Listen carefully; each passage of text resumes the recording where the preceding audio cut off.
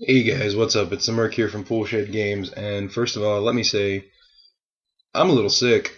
As you can tell by the way my voice sounds, it's a lot kind of deeper and gravelier than usual, which is cool, I guess. But I have a wonderful sore throat going on, and might make this video kind of weird. I don't know. But it is time for another episode of the Quest to Gaming at College. And what are we going to talk about today? Well, we're going to talk about the fact that we're going to play Mutant Epoch tonight, and kind of thinking about expanding the group. Now, what I mean by that is we have one player who has kind of said that he's not going to be able to play anymore just because of school and work and not having the time for it. And that's perfectly fine, and I'm appreciate the fact that he told us that this was a thing, so that I can kind of plan around it and work out what I'm going to do. But what that means is the group is currently 3 players down from the suggested number of players for the module that I'm running. Now, with the group that we have, I don't think that's a huge deal. I don't think it's a huge problem or anything.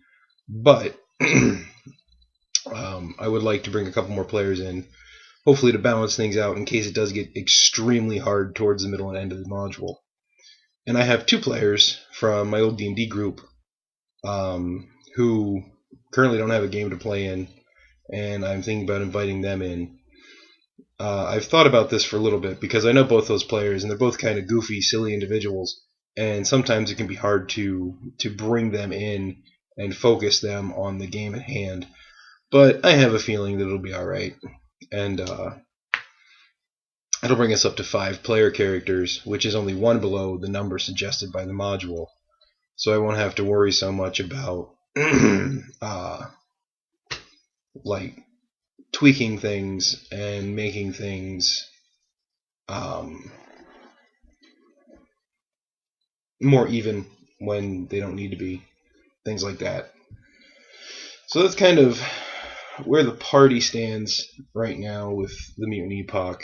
I'm curious to see if the group will decide to just continue going directly the way that they had gone the first time they were underground, which will take them deeper into the main story of the module, or if they will backtrack and check out some of the other ways they could have went to maybe try to get more experience points before going into the main part of the module. With this group, I have a feeling they're just going to plow straight forward into the module as it stands, because sometimes it's like they have blinders on and they ignore the peripheral stuff that's there to give them maybe better gear and experience for the end game of the story. Not that that's a bad thing, they just have to deal with things a little bit more underprepared than if they had done side quests. And we all know how that works. It's not a bad thing, but it's not the best thing either. So really, that's where Mutant Epoch stands. I mean, we're going to play tonight, and then I don't know if next week we'll play Tuesday or if we'll play Thursday, but we'll play one of those days, hopefully. And then the week after that, there won't be a Quest for Gaming at college because it's spring break.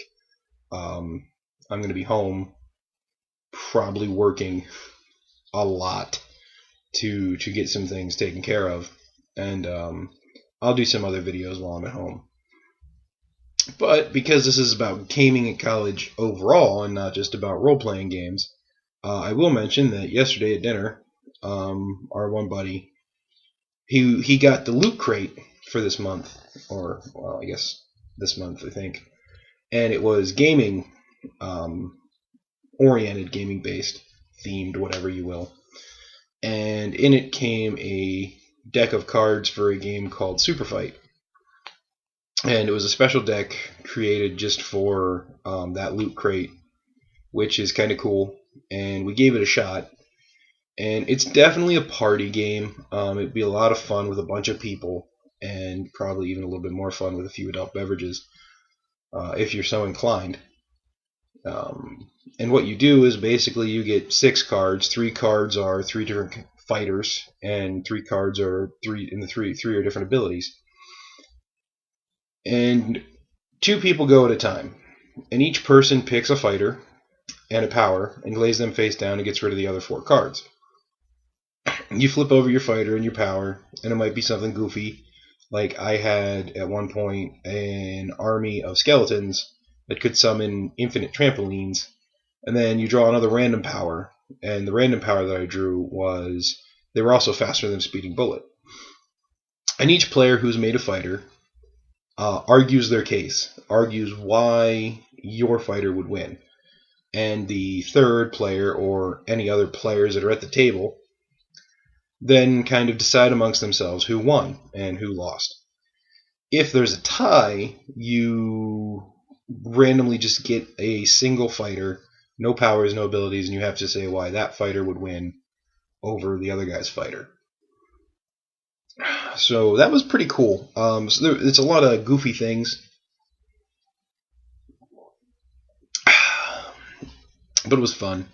Like some of the fighters were like Honey Badger and Godzilla, Prince Charming, Army of Skeletons, France was in there, and some of the powers were like a really, really bright laser pointer, throws water balloons filled with acid, summon infinite trampolines. So, really goofy things that if you get a good group together, you can have a lot of fun with. And that's kind of a key with all party games, which are really fun, especially like in a college setting, because you can get a bunch of people to play. You have to have a decent group willing to get into it and play and have fun. I think we're going to play that probably again here off and on, because it's just a quick game to play. And those are always good. I love having quick games to play that we can just bust out, play for like an hour, whatever, and be done. It's a lot different than breaking out, say, like Risk, where you're committing to at least a 2-hour, if not a 3-hour game. But I think that's going to do it for me for today here at Bullshit Games. I don't want to... As I talk, I can feel the need to cough start to come on, and I don't want to just have a coughing fit, because that's not attractive. And I'm going to go. Hopefully I get over this cold quickly, because I have to record over the weekend.